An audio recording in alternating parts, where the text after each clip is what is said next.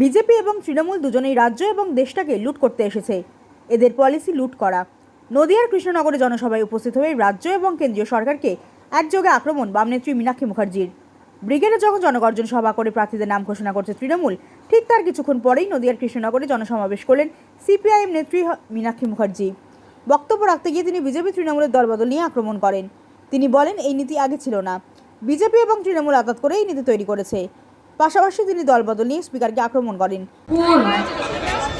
চুরি, দুর্নীতি, ধর্ষণ করে তাকে মানুষের উপস্থিতিতে, জোর করে মানুষের উপস্থিতিতে লিগ্যালাইজ করতে চাইছে কলকাতার ব্রিগেডের ময়দানে।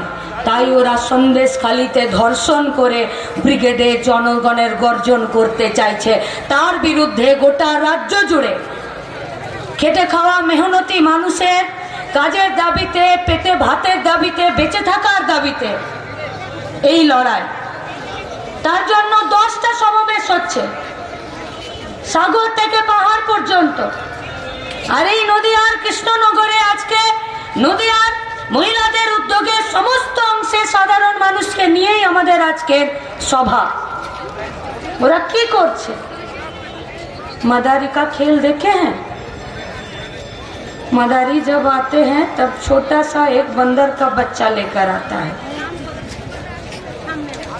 और बांदरेर बच्चाटा लाल मुखोश उल्टे पाल्टे तेपाल्टे घोल्टिए खेला देखाए।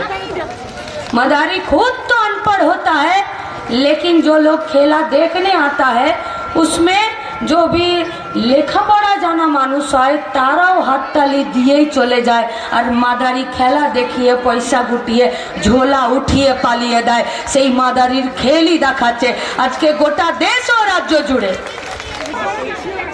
নাকি ওরা যা বলতে চাইছে সেটা গিলে নিতে হবে?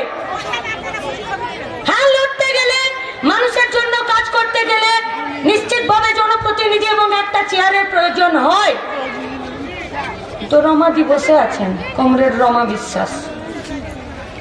মানুষ ভোট দেয়নি, অধিকারী বাবুকে জিতিয়েছিলেন, রমাদি হেরে গেছেন। রাস্তার দখল ছাড়েনি, কিন্তু অধিকারী বাবু নিজের দলের দখল ছেড়ে দিয়ে দিদিমণির কোলে দোল খাচ্ছেন, कैंडिडेट हो गए।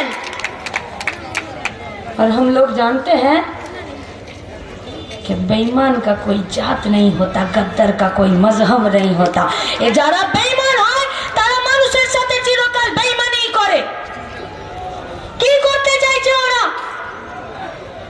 কাজ দিতে চাইছে, পেটের ভাত দিতে চাইছে। পলিসি কোথায়? পলিসি কোথায়? পলিসি কোন পলিসিতে? আরেকটা জাটা আমাদের ঢুকে গেছে, লাল সেলাম।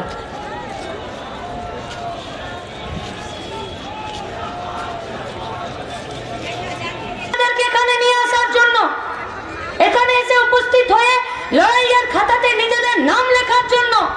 কিন্তু আজকে যারা আমাদের মা বোনেরা উপস্থিত আছেন তাদের কাছে আমাদের প্রশ্ন, শুধুমাত্র মহিলাদের উপরে অত্যাচার না, মহিলাদের বেঁচে থাকার লড়াইয়ে তো আপনারা আসেননি। আপনারা এসেছেন মানুষ হিসাবে মাথা উঁচু করে বেঁচে থাকার জন্য আর মানুষের বাঁচানোর জন্য, সেই লড়াইয়ে। তাই আপনাদেরকে লাল সেলাম। যারা এত বড় বড় কথা বলছে জিজ্ঞেস করুন না ওদেরকে, করুন জিজ্ঞাসা। कोई बोलता है कि पेट्रोल डीजल का दाम घटा दिए। কনিকাদি বলছিল যে ওরা মনুবাদে রান্নার ঘরে মেয়েদেরকে ঢুকিয়ে দেওয়ার জন্য, তার জন্য ওরা বলছে যে আমরা পেট্রোলের এই গ্যাসের দামটা আমরা কমিয়ে দিচ্ছি। তো যখন 400 থেকে 1200 করেছিল তখন তো বলনি বাবু 800 টাকা। তাই ঢাক ঢোল বাজিয়ে বলছো। ওরা বলছে নাকি 100 টাকা গ্যাসের দাম কমে গেলে নাকি মহিলাদের এম্পাওয়ারমেন্ট চলে আসবে, পায়ের নিচে জমি শক্ত হয়ে মাথা উঁচু করে বাঁচতে পারবো। পেট্রোল ডিজেলের দামটা কমিয়ে দিলে, ট্যাক্সটা ছাড় দিলে বোধহয় আরো একটু বেশি কথা বলতে পারতাম। তার বেলা কি হবে? বলছে না কিছু। কেন? কারণ মাথাটা অন্যদিকে তাদের দমিয়ে দেওয়া আছে, নামিয়ে দেওয়া আছে। কি বলেছে এরা? কি বলছে? কি হয়তো ত্রিপুরাতে বিজেপি সরকার চলছে, হয়তো উত্তরপ্রদেশে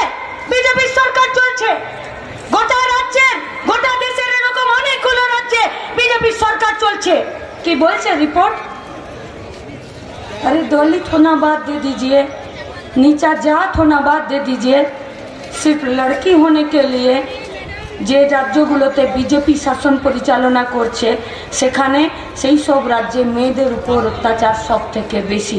এমনকি নিজের জমি না থাকার জন্য যদি অন্যের জমিতে হাগতেও যায় তো পিঠে লাঠির বাড়ি পড়ে, তারপরে তাদেরকে ছেড়ে দেয়। সন্দেশখালি শুধু উত্তর 24 পরগনাতে নেজাটের ওই পারে সন্দেশখালি নেই, গোটা রাজ্য জুড়ে ওরা সন্দেশখালি তৈরি করেছে।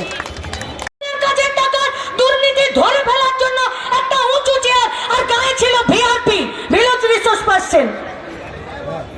মোদি ওই চেয়ারটাকে তুলে দিল। 100 দিনের কাজের টাকা রাজ্যগুলো কিভাবে খরচ করছে, জব কার্ডের টাকা দিল কিনা, দুর্নীতি হলো কিনা সেইটা দেখার জন্য ও চেয়ারও তুলে দিল। আর দিদিমণি ভিআরপিদেরকে বললো তোরা পাড়ায় পাড়ায় গিয়ে মশা মার আর কার কার ডেঙ্গু হয়েছে গুনে নিয়ে আন। 175 টাকা বেতন ছেলেগুলোর।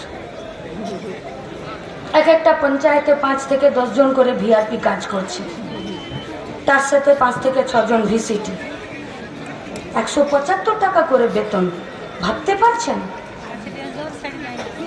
দিনে 100 পাতকানা রোগ হয়, তেমনি মিডিয়ার আমার মাঝে মাঝে লালকানা রোগ হয়ে যায়, ও দেখতে পায় না আমাদেরকে। যত দেখতে না পাই তত ভালো।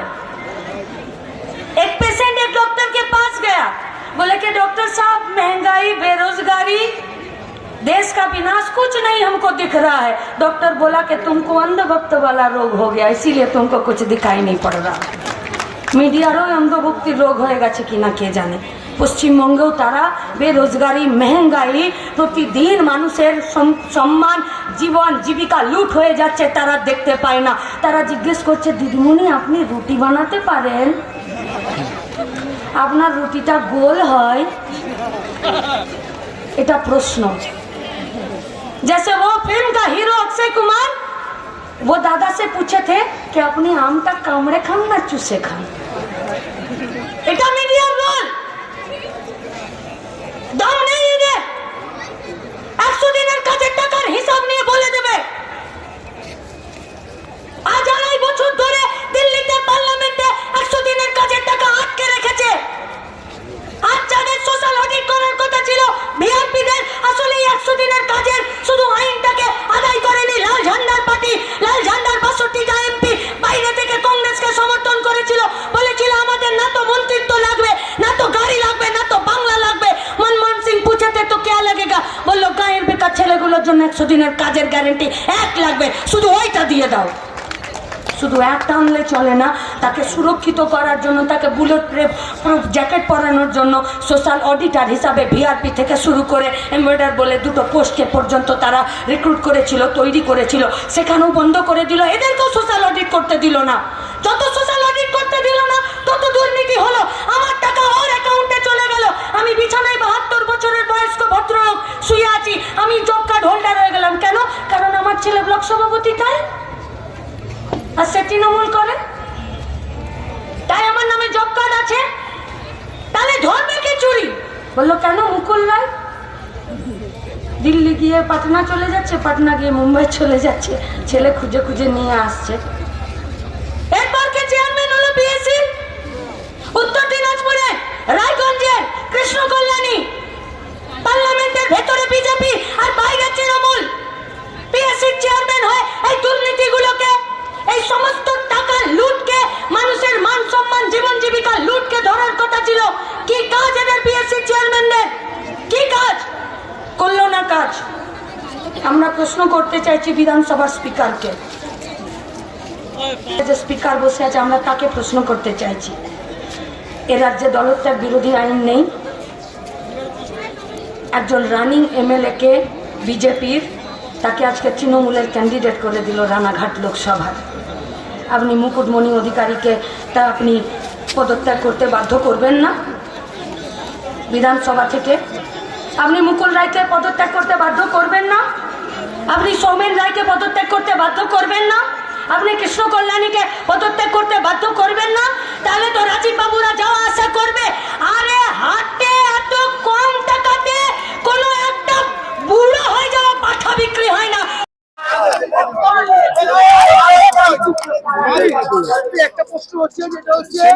অভিষেক বন্দ্যোপাধ্যায় তিনি বলছেন যে যারা পরিবারের বাইরে থেকে আসছেন